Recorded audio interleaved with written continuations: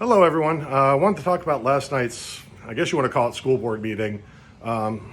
There's so much to unpack in this meeting. Probably going to do this over a series of videos over the next couple days.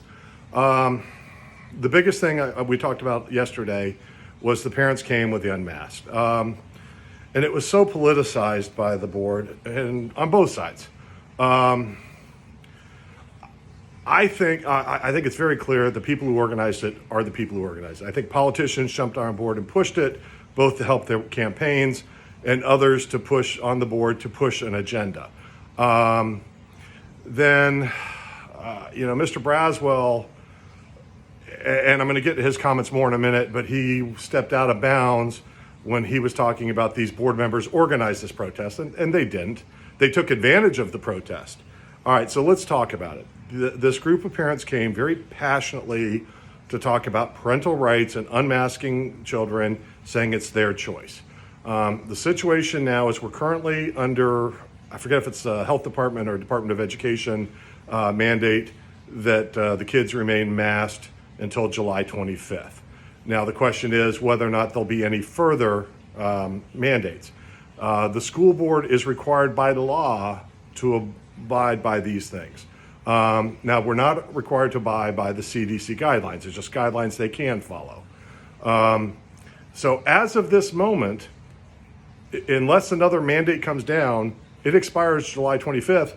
There's nothing to say the kids have to wear a mask. And the school board, up until last night, had never voted on masks. They just followed the mandates they were required to.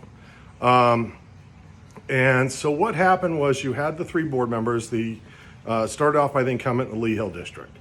Is before anybody could speak, she made a motion, and it was you could tell it was scripted how they did this. Just so you understand Robert's Rules of Orders is somebody can make a motion, somebody else can make a substitute motion, somebody else can make a substitute motion on top of that. Then you can't make any other substitute motions.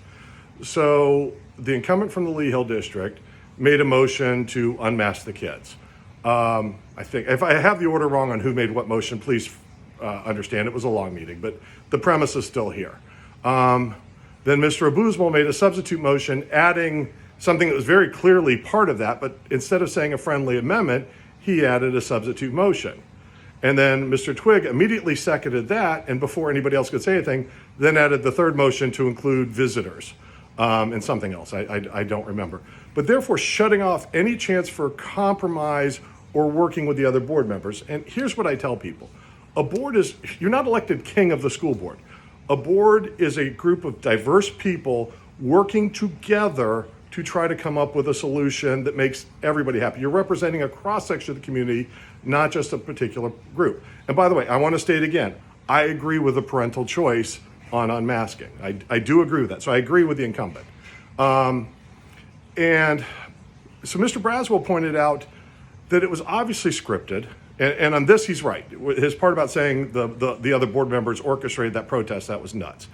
But he's right. It was obviously scripted to the point where they didn't call the other board members. They didn't do anything and set up this motion for political reasons that basically forced the other board members to vote against it. And they had to do it under each substitute motion, which of course just angered the crowd because people didn't realize you can't do that. Now, the leader of the group had gotten up and spoke. And she understood. And I actually apologized to her after she spoke, saying, the one part where I spoke against what you were doing, had you said you were looking for a resolution, because that's what she asked for, I said, I would have been 100% on board instead of the 85% on board I was. And so that's what she asked for. So after those three votes, then everybody gets mad, everybody leaves. The crowd was very well behaved until the very end. I give those organizers credit. They kept everything under control, worked hard. I even gave her some advice on how to get around some of the rules as far as with clapping. But then after that, after everybody left, then the board came back and did two things. They voted to bring it back up in 2 weeks. And the reason being is the board's afraid that if they made a motion now, they don't want to jerk parents around. They made a motion now to unmask the kids. Then if they get another mandate that they have to follow by law, then they have to jerk everybody around. So it makes more sense, and I agree with this logic, to wait. They have a meeting the 26th, which is a day after that mandate expires, to then vote on it. And the thing is, here's the thing, is if the board does nothing, kids are unmasked as of July 25th unless another mandate comes down. They also passed the resolution that the leader of the group had asked for, but again, by this point it got lost in the mess, asking the health department and the Board of Education to not let parents choose on this decision. So in that aspect, the group got what they wanted, but the way it was set up politically, nobody knew that. If you actually, and it reminded me of why I got involved in this, and I guess this video is going to go longer than I thought. There was a father up there, father of two, I don't remember what district. By the way, sir, whoever you are, I encourage you to run in 2 to 4 years whenever your school board rep is up, because you're reminded of exactly why I got in there. He actually broke down crying about the damage and the harm that happened with his kids in COVID. I don't think it's the school board's fault. I think it's the situation's fault. But it is tough. And it's the same thing I got involved in. And what happened was, again, our rep voted the way I wanted her to vote, but it was so political, she couldn't get it done because she was so focused on fighting for the political agenda instead of working for compromise and working with the other board members, which is what her job is. And that's why I started to run. That's why people started asking me if I would do it. And that's why I started to seriously consider it. This is not my life goal. This is not something I ever wanted to do, is run for office.